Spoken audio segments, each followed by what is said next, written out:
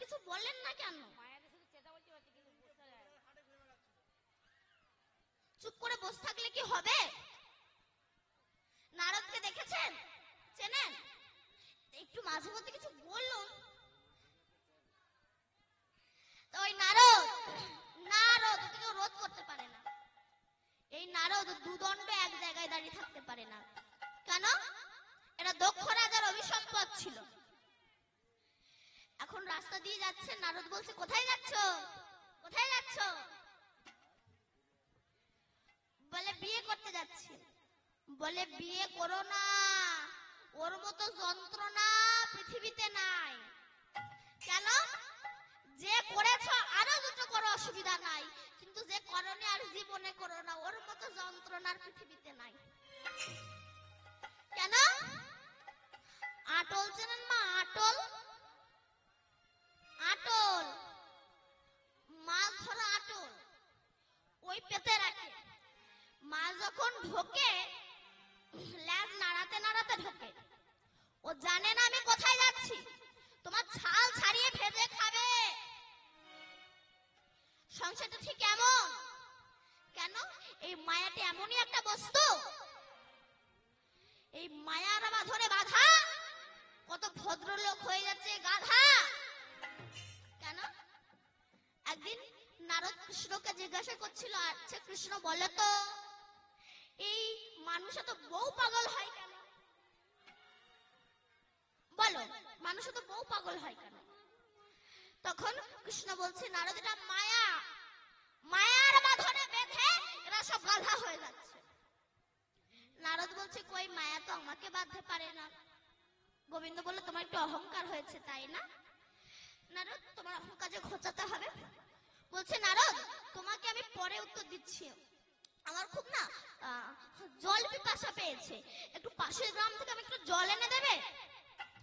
নারদ যেই না জল আনতে গিয়েছে, একটা বাড়িতে গিয়েছে। এই যে বাড়িতে কেউ আছো? যে বাড়িতে গিয়েছে সেই বাড়ির মেয়ে কিছুক্ষণ আগে বিউটি পার্লার থেকে 2000 টাকা খরচা করে এসেছে। 2000 টাকা খরচা করে এসেছে। কেমন কি সুন্দর করে সেজেছে, কানে দুল, সামনে লম্বা চুল, ঠোঁটে লিপস্টিক, সুন্দর করে সেজে বেরিয়ে এসেছে। নারদ তার দিকে তাকিয়ে আছে। সুন্দর করে সেজে বেরিয়ে এসেছে। তখন নারদ তার দিকে হা করে তাকিয়ে আছে, যেন রসগোল্লা দেখছে। তখন সে বলছে কি চাও? বলে কিছু চাই না, শুধু তোমাকে বিয়ে করতে চাই। দেখুন মায়ার বাঁধনে বাঁধা, ব্যাস বিয়ে হয়ে গেছে।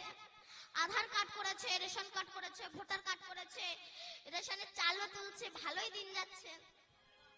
এবার গোবিন্দ ভাবলো নারদকে যে ফিরিয়ে আনতে হবে। ব্যাস ভীষণ ঝড় বৃষ্টি দিয়েছে, সে ঝড়ে বাড়ি ঘর সব উড়ে গেছে। এবার বন্যায় সব ভেসে যাচ্ছে। নারদ কি করেছে, দুই ছেলেকে দুই কোলে নিয়েছে, বউকে নিয়েছে কাঁধে। একটা করে স্রোত আসে, একটা করে বাচ্চা ভেসে চলে যায়। যখন দুটো বাচ্চাই চলে গেল, তার বউ তাকে বলছে আমার যে দুটো সন্তানই চলে গেল কি? বলে তুই ঠিক থাকলে সব ঠিক থাকবে। কেন? গাছ থাকলে আবার ফল হবে, তুই ঠিক থাক। এবার এমন একটা স্রোত দিয়েছে, সব বউও ভেসে চলে গেছে। তিনজনা যখন ভেসে চলে গেছে, ঝড় বৃষ্টি থেমে গেছে। নারদ উঠে দেখে কিনা কৃষ্ণ দাঁড়িয়ে আছে। কৃষ্ণ বলল নারদ আমার জল। ভগবান বলল তাহলে এটা তোমার ফল, ওই জন্য আমি হয়ে যাচ্ছি দুর্বল। প্রভু আমার মনে নেই তুমি চেয়েছিলে জল। মায়ার বাঁধনে বাঁধা ভদ্রলোক হয়ে যাচ্ছে গাধা। এই জন্য উত্থান পাদের ছেলে ধ্রুব মহারাজ নিজের বাপের কথাও শোনেনি। কেন? ধ্রুব মহারাজ একদিন মাকে জিজ্ঞাসা করেছিল, মা জগতে কি আমার বাবা নাই যে আমাকে একটু কোলে তুলে নেবে, আমাকে আদর করবে? মা বলেছিল ওই তো তোর বাবা, উত্থান পাদ যা। যেই না ধ্রুব মহারাজ কোলে উঠতে গেল, বিমাতা সে ছেলে ফেলে দিয়েছিল। বাবার কোলে ওঠার যদি এত ইচ্ছা থাকে, যেদিন আমার পেটে জন্মবে সেদিন বাবার কোলে উঠবে। ধ্রুব মহারাজ মাকে গিয়ে বলছে, মা আমি বাবার কোলে উঠেছি বলে বাবা আমাকে ফেলে দিয়েছে, জগতে কি এমন কোনো বাবা নাই যে একবার কোলে তুলে নিলে আমাকে কোনোদিন আর নামিয়ে দেবে না? বলেছিল হ্যাঁ একজন আছে। সে কে না? পদ্মলোচন শ্রী হরি। তুই তার কাছে যা। যেই না ধ্রুব মহারাজ ভজনে বেরোলো, উত্থানপাদ বলে, ধ্রুব কোথায় যাচ্ছ? বলে হরি ভজন করতে। বলে যেও না, আমি তোমার নামে 500 গ্রাম লিখে দিচ্ছি, ওখানে ভজন করো। ধ্রুব মহারাজ বলছে না না বাবা আমি যাব। বলে যেও না, আমি অর্ধেক রাজ্য দিয়ে দিচ্ছি, ওখানে ভজন করো। ধ্রুব মহারাজ বলছে বাবা ভেবেছিলাম যাব তো না, তোমার কথা শুনে আমার মনে হচ্ছে আমাকে যেতেই হবে। কেন? এখনো তার নাম করিনি, সবে করব বলে বেরিয়েছি। সবে করব বলে বেরোতেই যদি আমি অর্ধেক রাজ্য পেয়ে যাই, যদি আমি তার নাম করে আমি তার চরণে পেয়ে যাব, ওই তুচ্ছ রাজ্য আমি চাই না। আমি তাই গৌর হরি বলে বলে তার চরণে দাস হয়ে থাকতে চাই। কেন? গোবিন্দ চরণ ছাড়া আপনার আপনজন কেউ হতে পারে না। কেন? ভাবুন দিনই, কোন একজন ব্যক্তি যদি 3 দিন একটা হসপিটালে পড়ে থাকে, মুখে অক্সিজেন নেই, তার বিল কত হয়? আর সারা জন্মটা যে আমাদের অক্সিজেন দিয়ে যাচ্ছে, সে জন্ম থেকে মৃত্যু পর্যন্ত তার ঋণ শোধ করার ক্ষমতা আপনার আমার কারণ। কেন বলুন তো? 1 বোতল জলের দাম 30 টাকা, আর সারা জন্মটা যে আমাদের জল দিয়ে যাচ্ছে, তাকে আমরা কি দিতে পেরেছি? সে তো কিছুই চাইনি। 2 ফোঁটা নয়ন জল দিয়ে তাকে ডাকুন, ভগবান তাতেই খুশি। কৃষ্ণ কৃষ্ণ শুধু শ্রী কৃষ্ণ, কৃষ্ণ বিনা কিছু না। হরি বল হরি বল। কৃষ্ণ নাম সুধা নিয়ে কৃষ্ণেরই গান গায়, কৃষ্ণেরই গান গায়। কৃষ্ণ কৃষ্ণ শুধু শ্রী কৃষ্ণ, কৃষ্ণ বিনা কিছু না। কৃষ্ণ নাম সুধা নিয়ে কৃষ্ণেরই গান গায়, কৃষ্ণেরই গান গায়। কৃষ্ণ কৃষ্ণ শুধু শ্রী কৃষ্ণ, কৃষ্ণ বিনা কিছু নাই। কৃষ্ণ নাম সুধা নিয়ে কৃষ্ণেরই গান গায়, কৃষ্ণেরই গান গায়। নয়নে নয়নে কৃষ্ণ শিরোপ, শয়নে স্বপনে হেরি। নিশীথ চন্দ্র প্রভাত সূর্য, বাজিছে তারি বাঁশরি, বাজিছে তারি বাঁশরি। কৃষ্ণ নয়নে নয়নে কৃষ্ণ সেরূপ, শয়নে স্বপনে হেরি। হরি বল হরি বল। নিশীথ চন্দ্রে প্রভাত সূর্যে, বাজিছে তারি বাঁশরি, বাজিছে তারি বাঁশরি। কৃষ্ণ কৃষ্ণ শুধু শ্রী কৃষ্ণ, কৃষ্ণ বিনা কিছু না।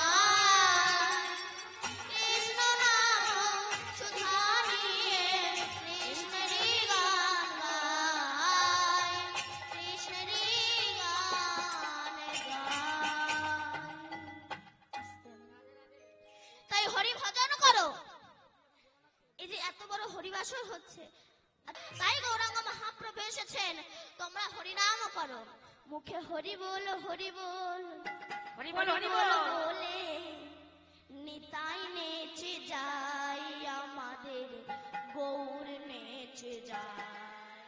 মুখে হরি বলে হরি বল, হরি বলে বলে, হরি বলে হরি বল, হরি বলে বলে। গৌরী নেচে যায়, গৌরী নেচে যায় গো আমার, নিতাই নেচে যায়। মুখে হরি বলে হরি বলে হরি বলে বলে, হরি বলে হরি বলে বলে, নিতাই নেচে যায় হরি বল।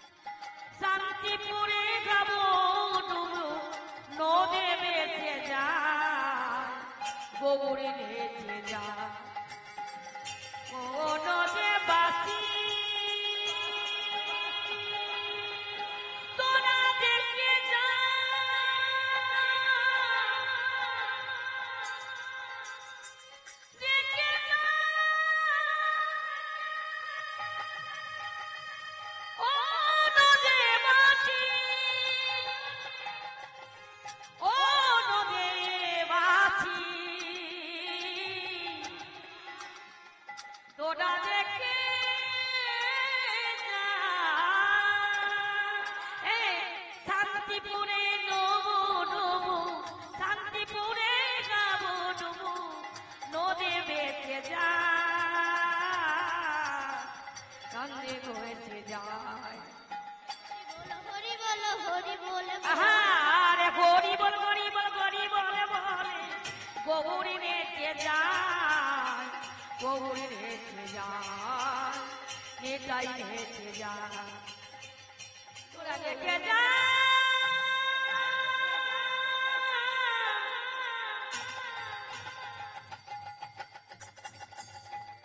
ও নদী বাসি, ওরে নদী বাসি দেখে যা। তাই হরি ভজন করো। গোবিন্দকে পেতে হলে গুরুচরণ না ধরলে গোবিন্দের কাছে যাওয়া যায় না। কেমন? যখন ইন্দ্র অভিসম্পাদ হলো, ইন্দ্রের রাজা চালাবে কে?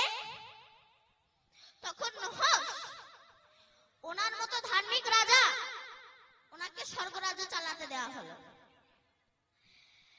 এবার নহস সারা স্বর্গরাজ্য ঘুরে সেখানে অনেক সুন্দরী সুন্দরী রমণীর মধ্যে মেনকা, রম্ভা, সবচেয়ে সুন্দর রমণী হচ্ছে ইন্দ্রের স্ত্রী শচী। নহস যখন শচীকে দেখলো, বলে আমি তোমাকে বিয়ে করতে চাই।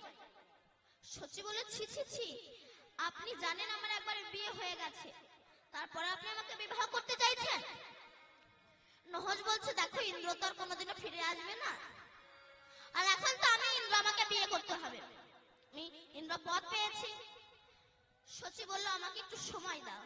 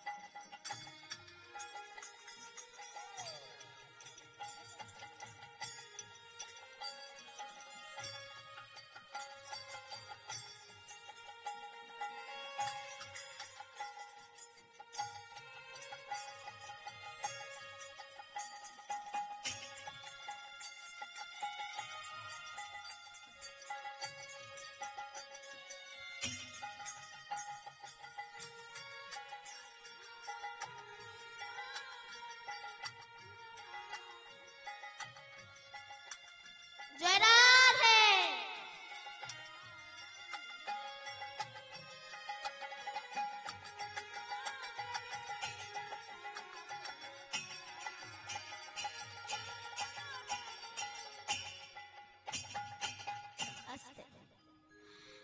শচী বলল আমাকে একটু সময় দাও।